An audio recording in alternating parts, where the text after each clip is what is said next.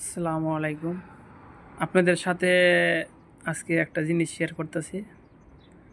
আপনার যদি আমার কথার মধ্যে কোনো ভুল ত্রুটি হয়ে থাকে তাহলে মাফ করে দিবেন, কারণ ওভাবে এত লেখাপড়া করিনি। আপনার এই যে দেখতেছেন, এই যে ভিডিওটা, এটা সৌদি আরব, ঠিক আছে? এই সৌদি আরব দাম্মাম আছি, এয়ারপোর্টের থেকে 45 মিনিট লাগে আসতে এই জায়গায়। এটার নাম জুবাইল 1। আপনার এই যে দেখেন, সৌদি আরব অনেক মরুভূমি আর প্রচুর রাস্তাঘাট। এই যে নতুন এই জায়গায় কেবল মিল কারখানা হইতেছে। সৌদি আরবে প্রচুর গাড়ি ঘোড়া আছে। এই যে দেখেন, ওই যে পাইপগুলো রাখছে, এটা লোহার পাইপ। সৌদি আরবে ওই যে দেখা যাচ্ছে, ওই যে গ্যাসের তেলের রিভারিংয়েরই কোম্পানি, ওই যে দেখা যাচ্ছে। দেন ওই বড় বড় ওই যে চুলার মতন, ইট বাটার মতন ইয়ে আছে না, আমাদের বাংলাদেশে যেগুলো ইট পুড়ে যায় যেরকম বড় বড় পাইপের মতন, ওই যে ওগুলা গ্যাসেরই। এখান থেকে গ্যাস রিভারিং করে, তেল রিভারিং করে, এগুলো ওই সাগর পারে। সৌদি যারা আসবেন অবশ্যই চিন্তা ভাবনা করে আসবেন।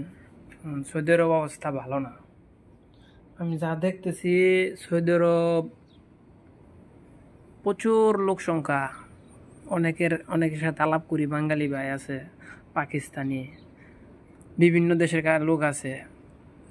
তাদের সাথে আলাপ করলে এরা আসে, বলে নতুন আসছস, ওদের ভাষায় বলে, ঠিক আছে, অথবা হিন্দি ভাষায় বলে। আমি বলে নতুন আসছি। কয়টা এনেছে? নিচে আমাদের টাকা খরচে প্রায় 4.5 লাখ।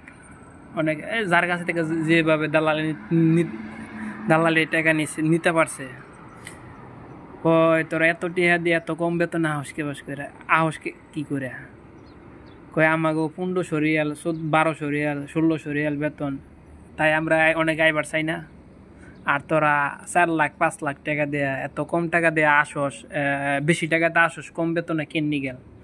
পরে বললাম, দেখ, আমাদের দেশে এজেন্ট তো ভালো না। এজেন্ট যদি ভালো হইতো, তারা যদি দেশের জন্য কিছু করতো, দেশের মানুষের জন্য কিছু করতো, তাহলে তো ভালোই হতো, আমাদের দেশ আরো উন্নত থাকতো। কয় নেপালির সাথে আলাপ হইলো, নেপালি 95,000 টাকা দেয়ছে 1500 রিয়াল বেতনে, আর আমি 4.5 লাখ টাকা দিয়ে আসছি কত আপনার 800 রিয়াল বেতনে। ভাই আমাদেরও দোষ আছে, ভাই দোষ আছে বা দোষ নাইও, কি করুম? নেপালিরা যদি 1500 টাকা বেতনে 1 লাখ টাকা খরচ করে সৌদি আরব আসতে পারে, আমরা কেন আসতে পারি না? আমাদেরটা কে দেখবে? আমাদের দেখার কোনো লোক নাই। যে কোনো সরকারে আসুক, সরকারে তো আমাদের প্রবাসীদের জন্য কিছু করে না। এই খাতটা যদি ভালো করে নজর দেয়, আমাদের দেশ আরো উন্নত হবো। কিন্তু এই দিকে তো কেউ নজর দেয় না, সবাই বলে নজর দেয় না। কিন্তু বাংলাদেশের মেন সুরের খনি হচ্ছে ওই যে প্রবাসীদের কাছের থেকে টাকা খাওয়ানো। কারণ প্রবাসীদের তো প্রতিবাদ করতে পারতেছে না, ঠিক আছে? প্রতিবাদ করবো কার কাছে? যাও করে আয়া পরে বিদেশ থেকে প্রতিবাদ করলে কি কাম হয়? 30 দিন কাম করে তারপরে টাকা কামান লাগে, কখন প্রতিবাদটা করব? ঠিক আছে ভাই, এইটুকুই বললাম। যদি ভুল টুটি হয়ে থেকে মাফ করে দেন জানি, ভিডিওটা শেয়ার করে দেন জানি। আসসালামু আলাইকুম।